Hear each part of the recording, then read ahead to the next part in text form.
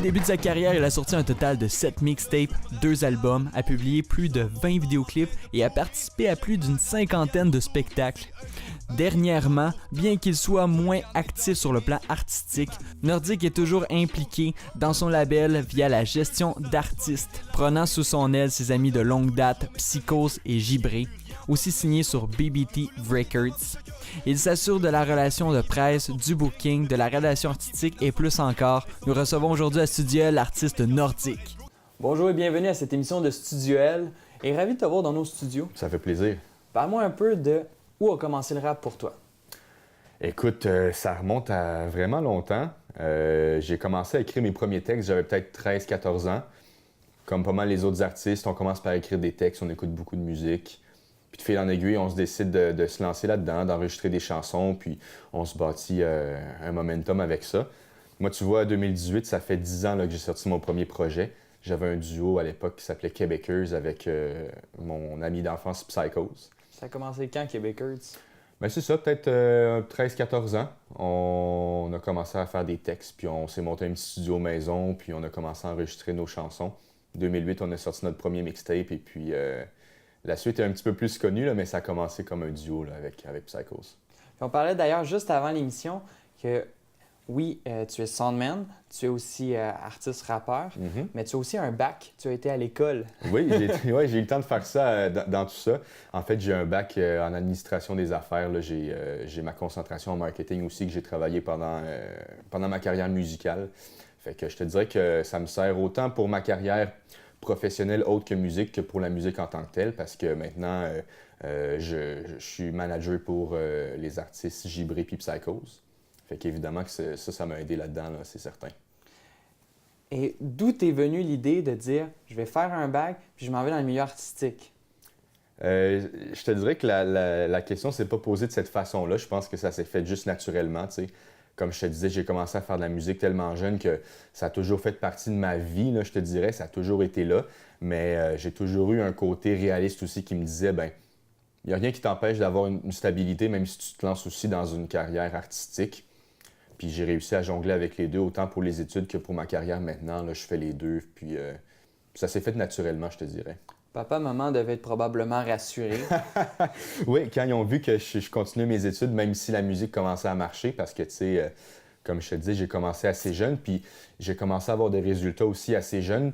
À un certain moment, tu te poses des questions, tu te dis, est-ce que je me lance à 100% dans une branche ou dans l'autre? Est-ce que j'essaie de faire les deux? Moi, j'ai décidé de faire les deux, puis ça a bien marché, là.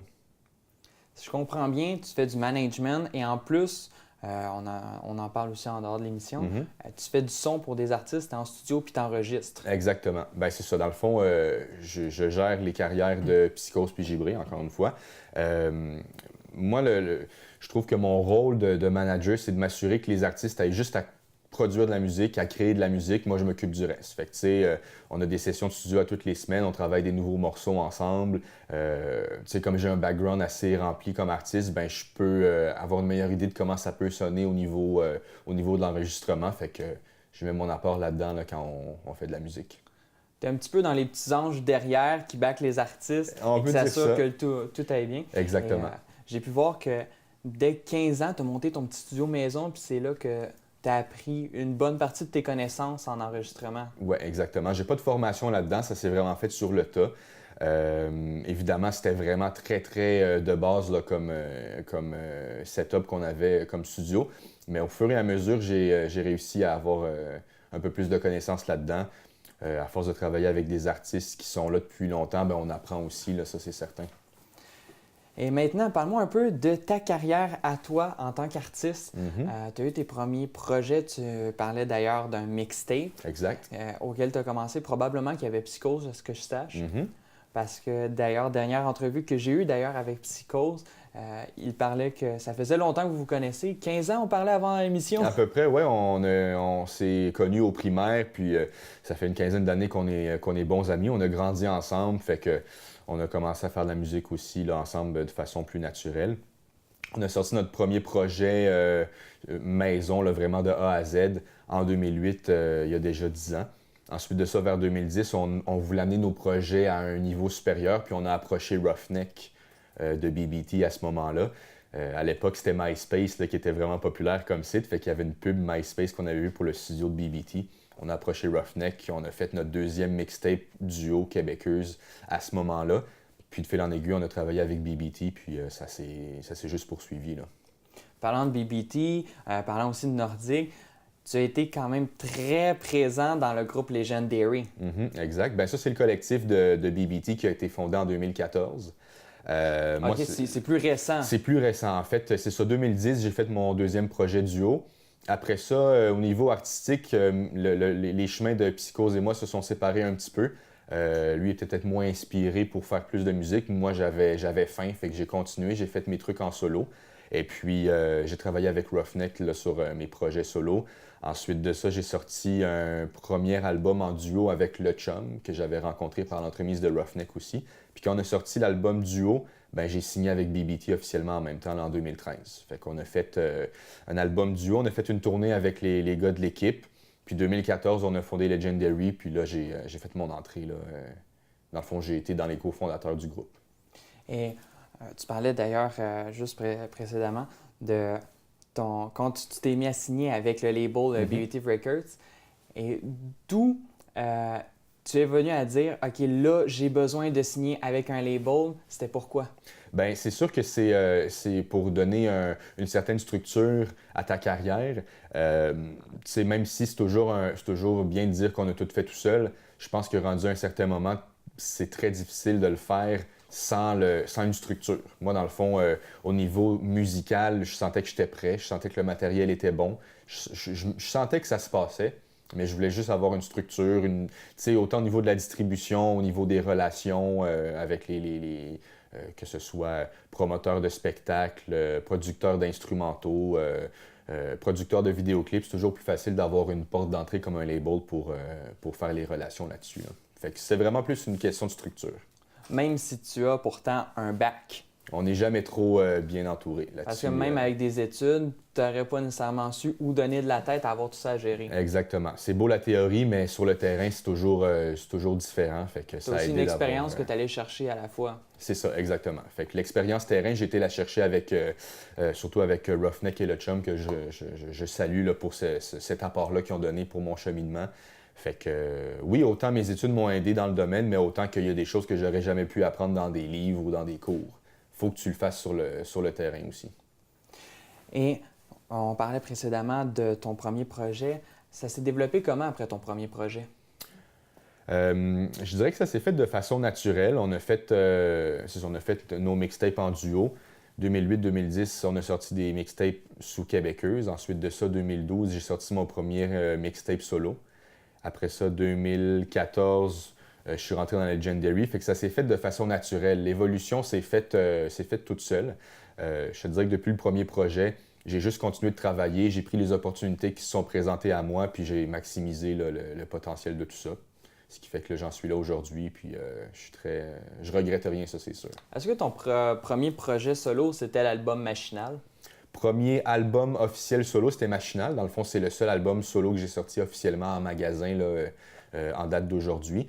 Mais en termes de projet, c'était mon quatrième projet solo. J'avais fait 3 mixtapes avant ça. Tu avais eu le temps d'expérimenter sur plusieurs projets avant de te Exact. ramasser solo, parce que je suppose que c'est beaucoup plus demandant un album, évidemment, solo qu'un album en groupe. Exactement. Ben, c'est sûr qu'au niveau de la motivation, quand tu es dans un groupe, tu as des sessions de studio avec 5-6 autres artistes, forcément, vous vous inspirez entre vous. Il y a l'ambiance de gang un peu. Exactement. L'entraînement qui se challenge un peu entre personnes du groupe. Oui, c'est naturel. C'est une saine compétition qui fait que tu donnes ton 100% puis tu donnes le meilleur de toi. Puis ça, c'est sûr que c'est bon. Sauf qu'au niveau solo, c'est vrai que c'est plus difficile des fois de se motiver tout seul. Sauf qu'au niveau de la liberté artistique, c'est beaucoup plus facile parce que tu fais ce que tu as envie de faire sur toute la ligne. Fait que il y a des bons puis il y a des moins bons points là-dessus, c'est sûr. Mais en général, j'aime plus travailler en solo parce que je peux me diriger exactement où je veux artistiquement, là, ça c'est sûr. Et par la suite, j'ai pu remarquer qu'en 2016, tu as sorti Young Forever. En 2017, si je ne me trompe pas, tu as sorti la chanson Ho. Exact. Et est-ce qu'on peut s'attendre qu'il y aura une continuité dans la carrière solo? Ben, c'est sûr qu'il va en avoir une. Par contre, au niveau des délais, au niveau des dates, j'ai appris que de donner des dates puis des délais trop rapidement, on se fait jouer à notre propre jeu. C'est-à-dire que j'ai des chansons qui ont été enregistrées cette année. Est-ce que je vais sortir juste des singles? Est-ce que je vais sortir un EP? Est-ce que je vais sortir un album? Ça reste à voir. Je vais y aller avec l'évolution naturelle des choses, puis on verra. Mais ce qui est sûr, c'est qu'il va y avoir du nouveau matériel solo nordique, là, c'est certain. Je comprends bien. On est sûr d'avoir du matériel, mais on reste frileux un petit peu pour les dates de sortie. Ben, on reste prudent, c'est sûr. On annoncera quand on aura un projet plus avancé sur la table. Mais ce qui est sûr, c'est que, tu sais, veux pas, à force de travailler avec des artistes en studio, forcément, ça t'inspire et tout ça. Fait que je suis pas inquiet qu'il va y avoir du matériel qui va sortir. Reste à voir sous quelle forme et quand exactement, mais ça va venir, c'est sûr. Et étant donné que tu fais partie du label BBT Records, je pense qu'on peut dire que vous avez un certain plaisir à faire des spectacles avec tout le record ensemble. Fait que je suppose que tu auras probablement bien des spectacles qui vont s'en venir pour 2019. Exactement. Ben, c'est sûr que le fait qu'on ait beaucoup d'artistes sur le label, tu sais, tu as des labels qui ont peut-être 2, 3, 4 artistes. Sur BBT, on est beaucoup d'artistes. Et puis, on est tous des gars qui aiment ça faire des shows, on aime ça faire le party. Fait que c'est pas les occasions qui vont manquer pour 2019, là. À savoir, est-ce que ça va être une tournée proprement dite? Ça reste à voir, mais il va y avoir beaucoup de dates, c'est sûr, parce qu'il y a beaucoup de projets qui vont sortir en 2019 sur BBT, là. Moi, pour ma part, je peux dire avec certitude que les projets de Psychose puis Gibré vont sortir en 2019. Le premier projet qui va sortir, c'est lui de Gibré, peut-être fin de l'hiver, début du printemps. Et puis lui de Psychose va suivre pas longtemps après, mais il va y avoir du stock, là, ça, c'est sûr. Et est-ce que tu vas chanter sur leur prochaine chanson? Ben, c'est sûr que, tu sais, autant que c'est mes artistes, autant que c'est mes amis de longue date, fait que la collaboration se fait naturellement, fait que oui, il va y avoir des featuring sur les albums, c'est certain. Je te dirais que ça a été plus difficile de me remettre dans le bain parce que quand j'ai sorti l'album, on dirait que j'avais tellement tout donné qu'il a fallu que je prenne une pause pour me ressourcer un petit peu personnellement. Mais là, je commence à retravailler en studio. Comme je te dis, j'ai fait des chansons solo, des collaborations aussi là, que j'ai fait que on se remet tranquillement au travail, là, c'est sûr. Et dans tes collaborations, j'ai pu t'entendre sur d'autres albums de d'autres membres du Records déjà en 2018 avec Roughneck et Buzzy Boy que j'ai pu remarquer qu'il y avait eu un remake d'une de leurs chansons, Mais qu'on finisse, et que j'ai pu t'entendre. Et j'ai pu remarquer que tu étais présent. Tu n'étais peut-être pas nécessairement en avant-plan, mais tu étais toujours présent sur les albums de tout le monde. Ben oui, en fait, c'est 2018, j'ai eu des featuring sur l'album de Ruff et Buzz. J'ai eu des featuring aussi sur le projet de Psychose, La Noyade, là, qui est sorti cet hiver. Et puis l'année dernière, j'avais collaboré aussi sur les albums de Shoody, sur les albums de Trig aussi. Fait que, tu sais, quand je reçois des invitations, je suis toujours super flatté, super content de travailler avec des artistes. Au niveau solo, peut-être moins productif dernièrement, mais je suis toujours ouvert à collaborer et faire de la musique, là. Ça fait partie de moi, fait que ça n'arrêtera pas. Tu restes toujours présent dans les studios. Exactement, toujours en train de travailler. Même si ça ne résulte pas en clip ou en musique de façon personnelle, il y a toujours du travail qui se fait, là. Je ne prends pas de pause. Si je comprends bien, parce qu'on parlait d'ailleurs de ton projet un peu en 2019, que d'ailleurs tu restais un petit peu frileux sur les dates, mais on peut dire que tu es un artiste qui va vraiment à son rythme. Exactement. Étant donné que tu parlais d'ailleurs que tu n'étais pas sûr si c'était un EP, c'était un single ou c'était un album, c'est parce que tu tiens vraiment à laisser la créativité sans te mettre nécessairement de pression. Ben c'est ça. Dans le fond, je suis arrivé à un point dans ma carrière où je peux me permettre de le faire, je pense. Tu sais, j'ai déjà, on va dire, réalisé les buts que j'avais, c'est-à-dire signer sur un label, sortir un album en magasin, faire des tournées, avoir des rotations à la télé, des choses comme ça. Je l'ai fait. Fait que maintenant, je vois pas pourquoi je forcerais les choses. On va y aller avec le naturel. Puis, tu sais, la musique, j'en fais depuis... Ça fait tellement longtemps que j'en fais que j'ai l'impression que ça a toujours été présent dans ma vie. Fait que c'est sûr que j'arrêterai jamais. Sauf que je me vois pas mettre des limites pour rien, là. La musique a tout le temps été présente dans ta vie, mais est-ce que tu avais idée un petit peu de comme où tu en es aujourd'hui? Est-ce que tu avais déjà cette idée-là dans ta tête quand tu as commencé? Ou c'est venu un petit peu plus tard? Je l'ai toujours eu dans ma tête, sauf que je te cacherai pas que j'ai peut-être pas toujours autant cru que j'ai peut-être pas toujours autant cru que je me rendrais où je me suis rendu aujourd'hui. Tu sais, c'est drôle parce que je préparais là, les infos pour l'entrevue et puis j'écoutais mes anciennes chansons, là, même des chansons qui sont jamais sorties. j'écoutais qu'est-ce que je disais, puis je me disais, ben, c'est drôle parce que qu'est-ce que je disais, ça s'est fait. Mais je me serais dit ça au jeune moi, puis je sais pas si j'y aurais cru, tu sais. C'est ça qui est drôle, c'est que des fois, tu dis des choses, tu y crois, mais tant que ça se concrétise pas... il y a un doute, il y a toujours tant que tu un l'as doute. pas devant ta face. Exactement. Puis même des fois, tu l'as devant ta face puis tu le réalises pas. C'est quand tu prends du recul que tu vois que tu as accompli des belles choses. Puis je pense que ce qui a eu de bon d'avoir une pause pour mes projets solo, ça a été de prendre un recul puis de voir qu'est-ce que j'ai fait. Puis c'est ce qui a fait en sorte que maintenant, je me mets pas de pression parce que je suis fier de qu'est-ce que j'ai fait. J'ai accompli beaucoup. Puis maintenant, ben, on laisse libre cours au naturel finalement, là. C'est quand que tu as commencé plus à croire en toi et à te dire, là, je peux dire que je suis fier de moi, j'aime ce que j'ai accompli? Ben, je te dirais que j'ai toujours été satisfait de qu'est-ce que je faisais. J'ai toujours été confiant là-dessus. Par contre, je pense que le déclic s'est vraiment fait au moment où j'ai sorti mon premier clip. J'avais 17 ans. Fait que, tu sais, j'étais assez jeune à ce moment-là. Puis le fait de voir qu'il y a eu une bonne réception sur ce clip-là, ça m'a vraiment motivé à poursuivre plus loin. Je trouvais que c'était comme un point important dans une carrière en général. Je pense que c'est un point important, le premier single, le premier clip que tu fais. Le premier produit que tu présentes aux gens visuellement, ça joue pour beaucoup. Moi, j'ai sorti mon premier clip qui s'appelle Crack Music en collaboration avec le Chum, puis ça a eu beaucoup de succès sur Internet, fait que ça m'a poussé à poursuivre, là. Et est-ce que ça t'a fait peur, le premier clip? Parce que la musique, on la voit pas nécessairement, on l'entend plus, mais là, pour la première fois, tu avais 17 ans et les gens allaient te voir associer la musique à ton visage. C'est sûr que c'est une grosse coche de plus. C'est une deuxième pression parce que là, maintenant, on a une image à gérer, plus seulement un son. Exactement. Sauf que moi, j'ai eu la chance d'avoir un bon coach comme le Chum, qui est un vétéran là, dans l'industrie. Il m'a donné beaucoup de bons conseils. Tu sais, je me suis entouré d'une bonne équipe là, pour ma première sortie visuelle.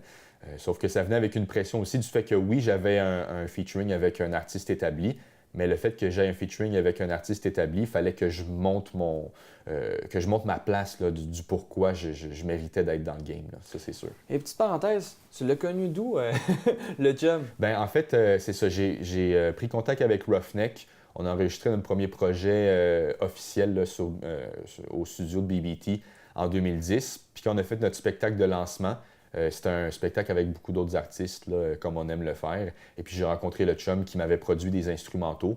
Puis finalement, j'ai enregistré chez eux. On a fait un track ensemble, puis on l'a sorti. Là, puis on a fini par faire un album en duo en plus. Là, fait que, ça a commencé par Roughneck qui me l'a présenté en spectacle. Et quand tu as commencé pour la première fois à travailler avec le Chum, Mm-hmm. il a réagi comment? Tu parles de le Chum? Le Chum. Quand tu es arrivé pour prendre ta première collaboration avec, il l'a pris comment? Est-ce qu'il t'a pris sous ton aile un petit peu?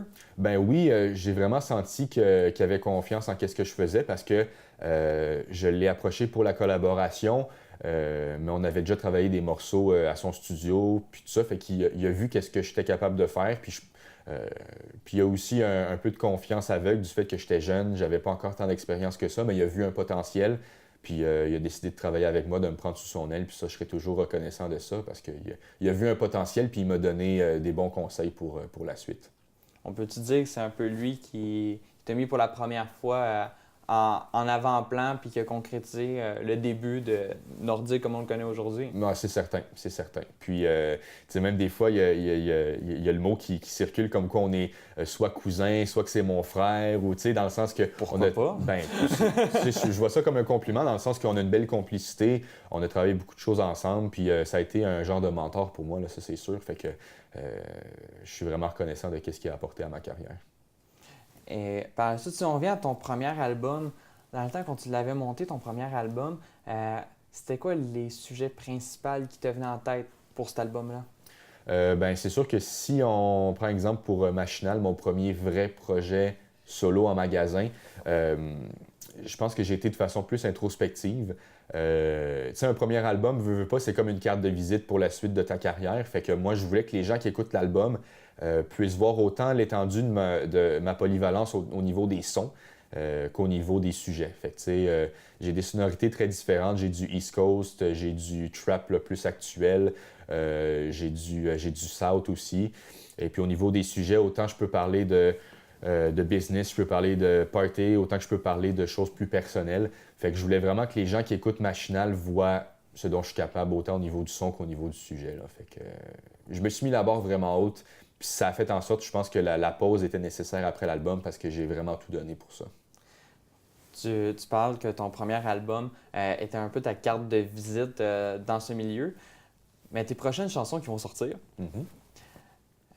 est-ce que tu sens moins de stress ou plus de stress vu que ta carte de visite est en quelque sorte déjà faite? Bien, c'est sûr que au niveau de la suite, je suis moins stressé parce que j'ai déjà fait mes preuves. Par contre, je me mets plus de pression personnelle parce que je trouve que j'ai tellement mis la barre haute avec mon album. J'ai vraiment été très, très minutieux sur l'album que je me dis que ce qui suit, il faut que ce soit meilleur. Fait que la barre est haute, mais je me mets pas plus de stress au niveau de la réception parce que je suis confiant de ça. C'est plus au niveau personnel que je me mets de la pression. Comme on dit qu'en quelque sorte, son pire ennemi, c'est à la fois soi-même. Ouais, ça, c'est certain. Je pense qu'en tant qu'artiste, on se remet beaucoup en question. Puis je pense que c'est important de le faire parce qu'on réalise des fois qu'on s'éloigne peut-être de qu'est-ce qu'on est ou on fait peut-être pas les choses toujours pour les bonnes raisons. Puis il faut se rappeler qu'on le fait par passion avant toute chose, là. Et comment tu sépares la vie affaires et la vie artistique? Parce que des fois, veux-le ou non, ça s'entrecroise. C'est sûr. Bien, je te dirais qu'au niveau, de l'équilibre entre les deux, c'est plus au niveau de la gestion d'horaire qui est plus difficile de temps en temps. Tu sais, parce que j'ai mon travail dans le niveau, je travaille dans le domaine financier aussi. J'ai ma carrière d'artiste, manager et tout ça. Fait que c'est plus au niveau de l'horaire qu'autre chose parce que pour le reste, j'ai tellement toujours fait les deux que ça se fait naturellement là, au niveau de l'énergie que je mets là-dedans, au niveau de l'effort, ça se fait naturellement. Mais des fois, c'est de jongler dans les horaires qui est plus difficile. Et tu parles d'ailleurs que tu as une job dans le milieu financier. Et est-ce que des fois, c'est venu à se cogner un peu? Parce que d'un bord, tu as le côté rappeur avec tous les préjugés que les gens ont, veulent ou non, à l'égard du rap. Et en plus, une job dans le milieu des affaires qu'on peut dire qui est assez protocolaire. Oui, c'est vrai. Bien, c'est sûr que au début, je me disais, bon, est-ce que ça va-tu jouer contre moi autant d'un côté que de l'autre? Parce que autant, il n'y a peut-être pas beaucoup de rappeurs qui sont dans un domaine plus carré que le domaine financier, autant qu'il y a peut-être pas beaucoup de rappeurs qui travaillent dans le domaine financier aussi, tu sais. Fait que je pense que d'un côté ou de l'autre, il y aurait pu avoir certains préjugés, mais sauf que à un moment donné, tu fais les choses pour toi, tu le fais pas pour les autres. Puis moi, je sentais que j'étais capable de faire les deux. Puis le temps a fini par prouver que je le faisais bien. C'est sûr que des fois, c'est déjà arrivé que je rencontre des clients qui me reconnaissent pour ma musique. Des fois, ça fait drôle, mais je pense pas que ça a eu d'impact négatif en tant que tel, là. C'est plus des moments drôles comme ça que d'autres choses, là. Il n'y a pas eu de barrière par rapport à ça, je pense. Et il reste déjà plus beaucoup de temps à l'émission, ça passe vite. Parle-moi un peu de où on peut acheter ta musique et où on peut suivre ton actualité. Ben, c'est sûr que pour l'actualité, c'est les réseaux sociaux, donc Nordic, NORDIQC, sur Facebook, sur Instagram, Snapchat Nordic officiel. Pour ce qui est de l'accessibilité de ma musique, ben, c'est les plateformes numériques, Apple Music, Spotify, iTunes. Mon album Machinal toujours en magasin partout au Québec. Si on veut une copie CD. Oui, pour la copie physique en magasin, c'est toujours disponible. Donc, Archambault et Sunrise Records, là, c'est les deux magasins principaux qui vendent mes albums. Puis pour ce qui est du numérique, ben, c'est les plateformes que tout le monde connaît, là. Donc, Nordic, tu vas tout trouver ça. Eh bien, merci énormément pour cette émission. Merci à toi, ça fait plaisir. Et pour notre part, on se voit pour une prochaine émission de Studio L.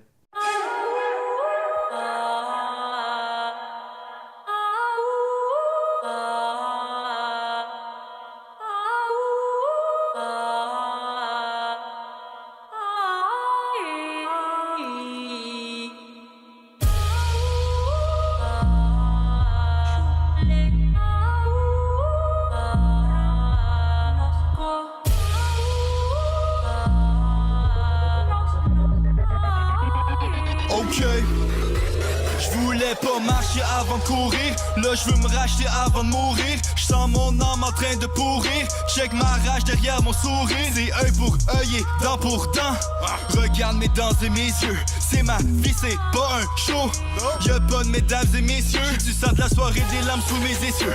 Je vois le job à tous les jours mais je connais Dieu. J'ai rien vu, rien entendu mais j'ai compris que tout le monde est avant de chacun a son prix. J'ai connu des bonnes filles qui maintenant sont plus dignes, mais pas connu de but qui maintenant sont pudiques. Elles sont dans le ride quand c'est sur des ventures, mais quand tu vas être broke c'est elles qui vont s'enfuir. So je continue de grind, fuck la paresse. Je cache mes faiblesses, il faut pas que ça paraisse. Dehors c'est fret, so je garde ma carapace. Puis je laisse mes actions parler à ma place. Je rapetisse le cercle et j'écarte la rapace. Si je le fais pas, qui va le faire à ma place? Quand c'est pour du cash, ils sont au rendez-vous, mais sont pas là quand c'est le temps de prendre des coups. Les gars sont chill quand sont dans ta face, mais sauf qu'ils hate quand tu tournes le dos. Soit pour le fame, soit pour les femmes, soit pour la blow, soit pour le dos. J'suis comme trop frais pour le game, mais j'suis trop vrai pour le fame. J'en ai rien à battre de ton post-trap. Le savoir est une arme, toi t'es post-trap. C'est la loi du plus fort, le règne animal. C'est la loi du plus fort, le règne animal. J'joue pas avec le feu si tu le manies mal. J'joue pas avec le feu si tu le manies mal. Le karma te rattrape si jamais t'agis mal. Le karma te rattrape si jamais t'agis mal. J'ai pas de sentiments mon gars, j'suis machinal. J'ai pas de sentiments mon gars, j'suis machinal. J'y vais destin,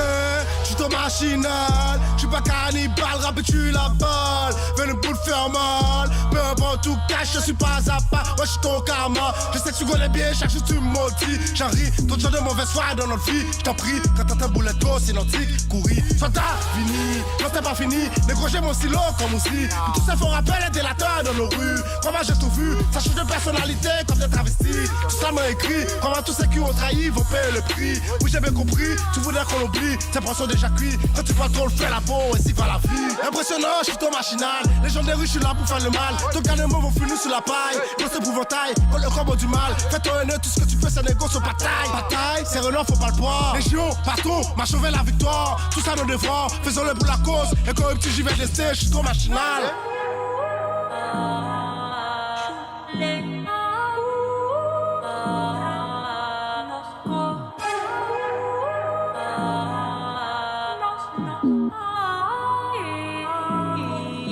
C'est la loi du plus fort, le règne animal. C'est la loi du plus fort, le règne animal. J'joue pas avec le feu si tu le manies mal. J'joue pas avec le feu si tu le manies mal. Le karma te rattrape si jamais t'agis mal. Le karma te rattrape si jamais t'agis mal. J'ai pas de sentiments mon gars, j'suis machinal. J'ai pas de sentiments mon gars, j'suis machinal.